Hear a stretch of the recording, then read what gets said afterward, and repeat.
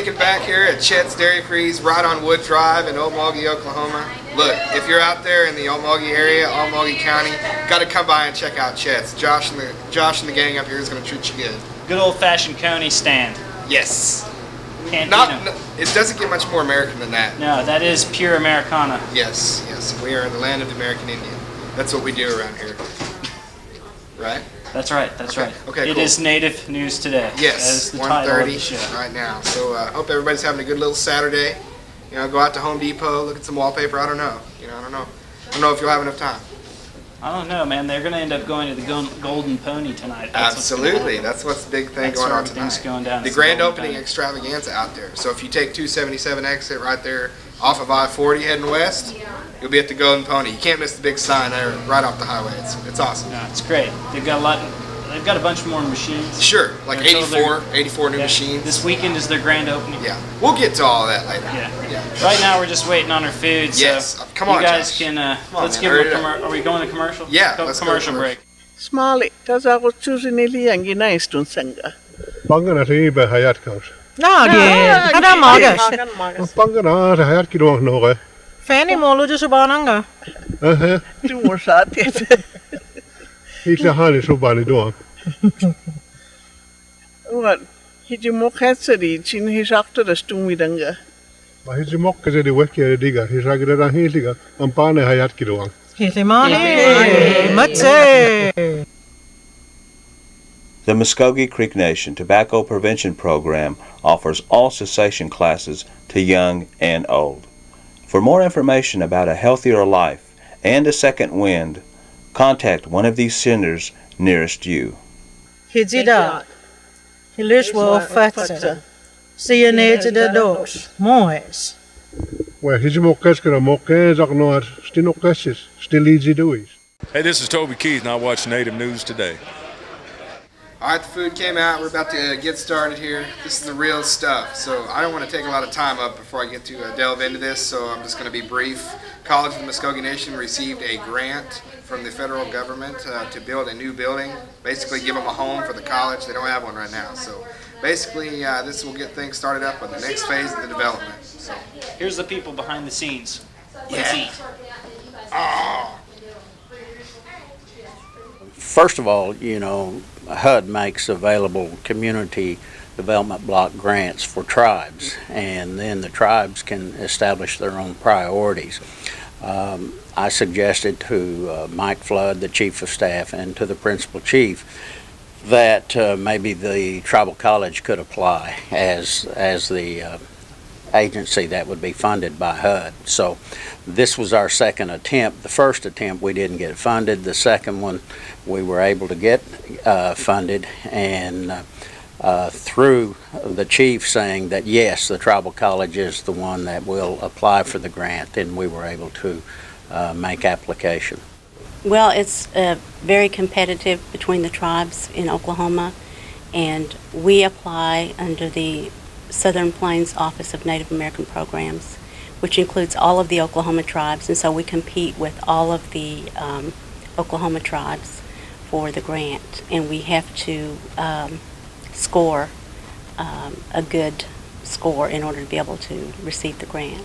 We had to do a survey for low and moderate income, and it has to qualify as a project that will assist low and moderate income clients, and it was designed to serve low and moderate income students and population of the Creek Nation. This is a tremendous step for the Tribal College, and this will be their first building, and the initial drawings and designs that we submitted with the grant had cultural considerations in the design of the building, energy efficiency in the design of the building, and it was also designed to go along with a lot of the buildings that have already been built for the Creek Nation. Yeah, it was very important that we had the cooperation of everyone that works for the tribe, especially in accounting, especially in the executive branch and in the National Council. We had great support, and through that then we were able to get it funded. Also through the work of the planning department, specifically the grant writing department, so it went really well. That will be the first start for the Tribal College as far as getting its own campus. The building will be the primary emphasis for the campus, and from there then we'll develop and grow. So it's going to be the building block on which we establish our Tribal College. All right, folks, we're back. The next thing we're going to show you is a new segment. We got sponsorship from the Golden Pony Casino, and they're going to do a little 5-minute segment every week telling what specials they've got going on and what promotional contests and giveaways you can enter at Golden Pony Casino specifically. We're also going to be spotlighting, some of the big prize winners and stuff like that. It'll be an interesting new segment. True that. Absolutely. Let's check it out. Roll it. We are here on the front steps of the Golden Pony Casino, the fabulous Golden Pony Casino, where it's all about jackpots. And let me tell you, this weekend it's the grand opening extravaganza, November 1st through the 4th, and all of it's going on here tonight. You got to get out here. Registration starts at 7 p.m. on $1,000 giveaways. That'll be going on from 8 to midnight. And I want to bring in Mr. Darren Price right now. He's the general manager here. Darren, good to see you. And now we're talking with Darren today about what's going on tonight. This is a huge deal. A lot of people are coming out, and you guys are really expecting a wonderful crowd. Yeah, we want to set off this grand opening extravaganza with $1,000 drawings every hour from 8 p.m. to midnight. So come on out and join us. Win your $1,000 and possibly a jackpot. Okay, can I register right now, or is it a little bit too early? You can start registering at 8 p.m. all up until 15 minutes till midnight. So you have an opportunity every hour to win $1,000 tonight. Awesome. Now you've been here for 3 years now, and this casino has gone unbelievable growth. And we're talking about the renovation in here now. It's all going on, and really the theme of this place is growth. I mean, it's happened since you've been here, and it's going on inside, as you can see. I contribute our growth to our employees because it really starts with good customer service. Happy employees make happy customers. That's exactly right. You heard it straight from the source right here. Now, this is going to be going on 1st through the 4th, and this is really, you guys are planning on a lot of people being out here, and one of those people that will be out here is going to be former Sooner Matt McCoy. I know a lot of people want to come out and see Matt. Yeah, he's going to bring photographs that he'll autograph, and we're going to do drawings for footballs that he'll autograph, so you have a chance to win an autographed football. Awesome. And I also want to take this time, Darren, to say a big mado to you guys at the Golden Pony Casino for jumping on board with Native News Today. We're going to be coming with you every week with updates and new promotions and everything, letting you know what's going on here at Golden Pony Casino. It's a great partnership. Come out and join us. Thank you very much. No problem. Among the promotions going on will be in the 4-day grand opening celebration. Thursday, November 1st, will be a $3,000 cash giveaway. Registration begins at 5 p.m. Drawings every 30 minutes, 6 to 12. Friday, November 2nd, another $3,000 cash giveaway. Registration beginning at 5. Drawings every 30 minutes from 6 p.m. to 12 a.m. Saturday, November 3rd, will be a $5,000 cash giveaway. Registration begins at 7 p.m. with $1,000 drawings every hour, 8 to 12. Visit with former OU Sooner standout Matt McCoy from 7 to 9 on Saturday night, too. Win 1 of 5 autographed footballs from the former Sooner superstar. Sunday, November 4th, will be a $3,000 cash giveaway. Registration will begin at 1 p.m. Drawings every 30 minutes, 2 p.m. to 8 p.m. And don't forget about the big Turkey Day blowout. Thanksgiving turkey giveaway. Saturday, November 17th, register to win your turkey. 4 drawings every 15 minutes, noon until 10:45 p.m. Super Senior Saturday is also going on, 10 a.m. until noon. Every Saturday, everyone 55 or better receives a $10 free cash play. $25 cash drawings for registered seniors every 30 minutes from 10:30 a.m. to noon. And if you were watching us last time we came out to Golden Pony Casino, it might have looked a little bit different. Things were still in the works and still putting things in place, but it's all here now, definitely. You look behind me, the big, nice monitors and everything. Everything is totally ready for the grand opening extravaganza this week. And what a wonderful place to come. You got all of your areas. You got your high stakes area. You got your sports themed area. You have your entertainment and also the nickel slots area. So you got to visit that place because that's what I like to play, those nickel slots. They really pay good if you're just patient with them. So looking around here, everything looks great. New. We got 84 slots, over 400 machines in this place. There's no way that you can't come out here and win. It's all about jackpots, and my friend right here, he knows that too. What's that? All right, I hate to take another break, but we actually have to speak about another story we went to go do. Now, I know you think that we're done with all the boring school stuff with the college story, but we got a little bit more. We went to Depew High School. They had their cultural day fair, I guess, in preparation for Native American Heritage Month, so that was pretty cool. Yeah, and was this the first time they've had this fair? Is it Sure, like a new deal? definitely. It's Yeah, I think, definitely I a think it'll first time. season up as it goes along, you know. Yeah, they'll get it going. There was a stomp dance group that was there, and I thought Sure. they really, you know, they talked about how it's their religion and everything. So Absolutely. Take a look. Okay, I was approached by the person who's in charge of our JOM money and things like that, and we really saw a disintegration in kind of Native American culture, especially having such a high percentage of our students who are Native Americans. They were kind of losing their culture, and so she kind of approached me and asked if I would be willing to kind of put something together. And so it started off small. I just got my 10th grade and 11th grade English classes together and asked them to do some research and put together an exhibit. And then David Hill, who was really instrumental in getting the dancers and the speakers and everything to come out, it really just kind of grew. And I think it was quite a success. Seems like everybody's having a really good time, and they're getting to see and experience some things that otherwise they never would have.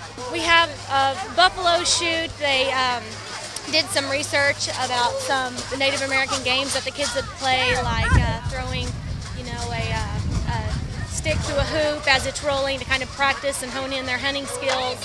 We also have some Native American traditional foods like fry bread and things like that. And then also some of my kids went the extra distance to try to, you know, dress up and find the traditional dress and things like that. So I think all in all they did a really good job. I'm proud of them.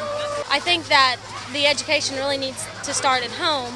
You know, as George Tigers spoke earlier, really talk with, you know, your parents and your kids and let them know where you came from and you know, what tribe they are and maybe some traditions like that, and take them out and experience some things with them, you know, powwows and ceremonies and things like that. But hopefully we can just bring a little bit of part of that, and then this will get at least the communication going at home, and they can go home and say, this is what I saw, and they might say, oh, well, did you know that your grandpa was Creek or something like that.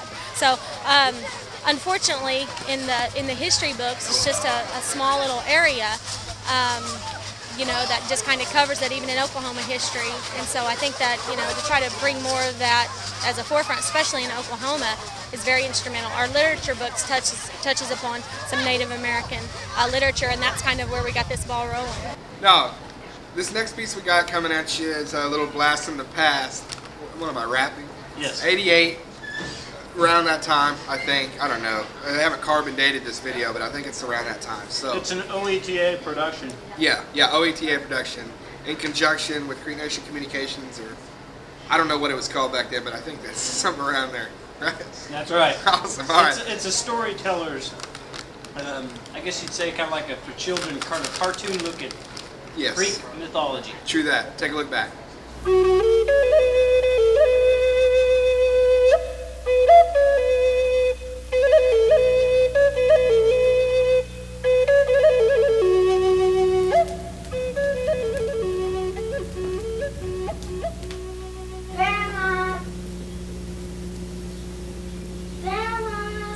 What is it, dear? I can't sleep. You must try. I promised your mom and dad you'd be in bed early. But Grandma, I could go to sleep much faster if you tell me a story. All right, maybe just one. Thanks, Grandma. Would you like to hear the one about where the Creek people came from? Yeah, I like that one. I'm glad you like those stories. I want you to learn them so you can tell them to your grandchildren when you grow old. Now let's see. How does that one begin? Oh, yes. Our elders say that the Muskogee people... That scene is repeated 1,000 times every day in cultures all over the world. It is one of the ways a culture is preserved and transmitted to live on in the lives of a group of people. My people, the Creek Indians, have many such stories to tell, stories that are passed on from generation to generation. As a Native American and a professor of speech at Northeastern State University in Tahlequah, Oklahoma, I have a special appreciation for the spoken word. These traditional Creek stories, or folklore, constitute the literature of an Indian nation and serve an important function within our culture.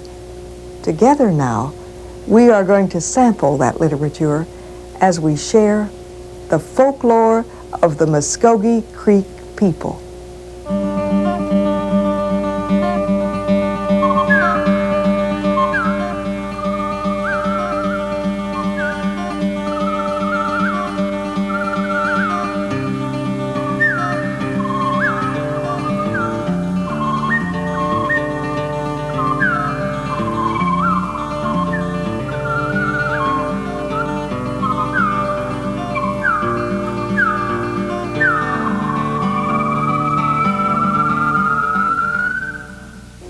The traditional stories of Indian people serve several purposes within the life of the tribe.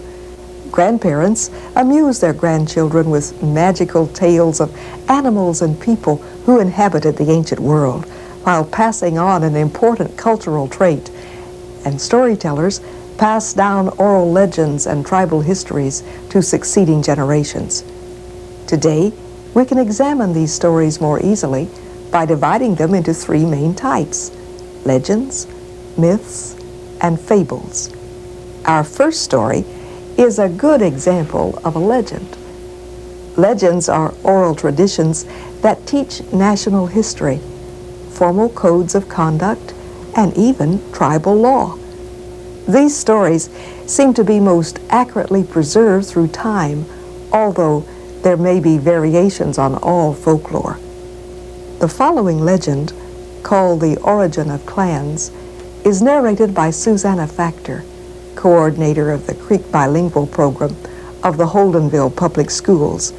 It was illustrated by Creek artist and fashion designer Phyllis Fife, who has used a style reminiscent of designs found on ancient Muskogee engraved shells. It is told by our elders that in the beginning the Muskogee people were born out of the earth itself. They crawled up out of the ground through a hole like ants. In those days, they lived in the far western land beside tall mountains that reached the sky. They called the mountains the backbone of the earth. Then a thick fog descended upon the earth, sent by the Master of Breath, Isagada Misi. The Muskogee people could not see. They wandered around blindly, calling to one another in fear. They drifted apart and became lost. The whole people were separated into smaller groups, and the people in these groups stayed close to one another in fear of being entirely alone. Finally, the Master had mercy on them. From the eastern edge of the world, where the sun rises, he began to blow away the fog. He blew and blew until the fog was completely gone. The people were joyful and sang a hymn of thanksgiving to the Master of Breath. And in each group the people turned to one another and swore eternal brotherhood.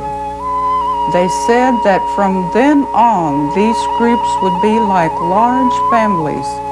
The members of each group would be as close to each other as brother and sister, father and son.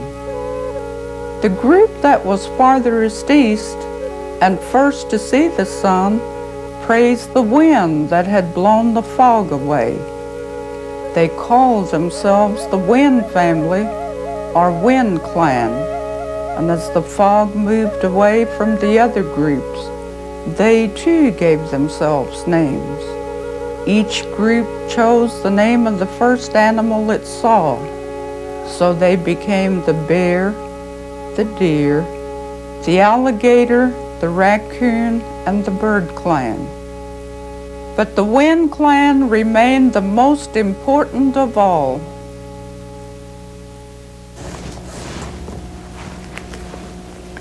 Among other things, that legend introduced us to the Master of Breath, also referred to as the Master of Life, or the one who is above all. Creek people visualize him in different ways, as you will see later in some of the other tales. Now we turn to myths. These are stories told to explain and interpret the nature of the universe and its inhabitants. These tales may explain the creation of the earth, the beginning of fire, or the gift of medicine. And many of the stories deal with a time when animals, plants, and people could all communicate with one another in a common language. Animal characters often behaved as men would behave, as we'll see in the next story, The Creation of Land, narrated by Woodrow Haney, who is a skillful craftsman, musician, and actor. The story has been illustrated by Mary Tiger Brown, whose artwork has received state and national attention. In the beginning, there was no land. Water covered all the earth below. So a great sky council was called to see if the world can be made into a good place to live. The eagle was chosen as leader of the council. He said, "Let us send someone down to the world to find earth from which we can make land. Who will go?" The crawfish stepped forward and said, "I will go down to search for the land." The council agreed to send the crawfish. But the eagle warned, "You shall have only 4 days to find earth, when you must return to the sky council." So the crawfish went down into the waters below.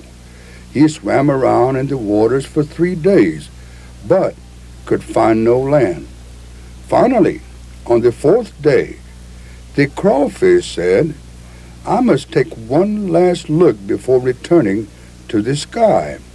So he dived as hard as he could down to the depths of the water. There he struck something. It was earth. He began to stir up the mud with his tail.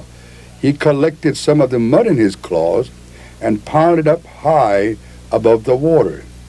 So on the evening of the 4th day, the crawfish returned to the sky council.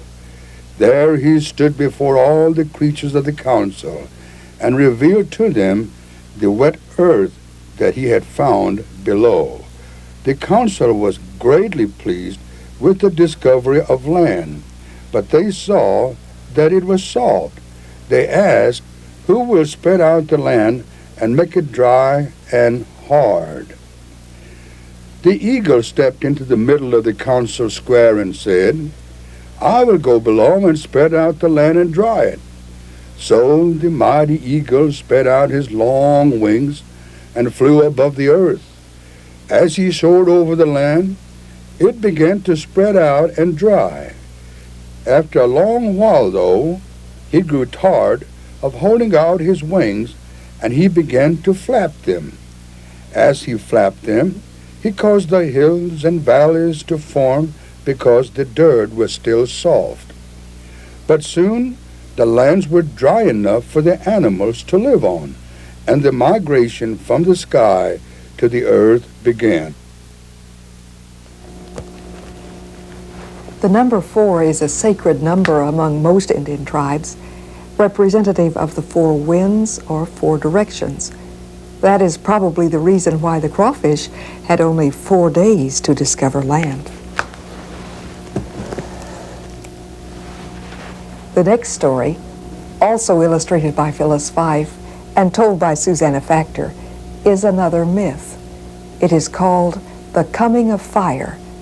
As with most other tribes, the Creeks hold fire as a sacred gift from the Creator, a manifestation of the sun on earth. When the world was still new, people had no way to warm themselves or heat their food. They were cold in the winter and hungry all the time because their uncooked food did not taste good. One night, the Master of Breath took pity on them and caused a bright glow to appear in the sky. the light grew brighter and brighter. Suddenly, small objects shot out of the sky and fell to the ground. The people rushed over to find out what the bright objects were. One Indian brave found two of the glowing objects laying next to each other on the ground. They were small rocks. As he picked them up, the pain of the heat caused him to drop them. As they hit the ground, one rock struck the other, causing a spark to fly. The spark caught the grass on fire and it began to spread. At first, the Indian was frightened by what he saw and felt. But the master of breath spoke to him and told him not to be afraid. The master explained that the rocks were sacred and were to be used to warm the people and cook their food. Then the other Indians gathered around the fire as it burned brightly in the night sky. They felt it warm their cold bodies. Then the Indians spoke and said, "This fire is good. It has been sent to us by the Master of Breath to warm our houses, cook our food, and light our councils. You must remember that the fire is sacred and must be kept alive always." Then he said, "Tonight we will hold council together, and when we are finished, each woman will be given an ember from the fire to take to her home to start her home fire. Each year at this time, put out the old fire in your home and clean out the ashes. Then you must return to this council ground and receive a new fire to take to your homes." And from that night, when the sacred rocks fell from the sky, Indian people have had fire to cook their food, warm their homes, and light their councils. All right, that's going to wrap us up here this week. I want to thank Josh, Jamie, and Ashley for having us up at Chet's Dairy Freeze. I'd like to talk to Chet just to see why he freezes his dairy, but maybe that's another show another time. All right, got everything covered today, and we'll see you guys next week.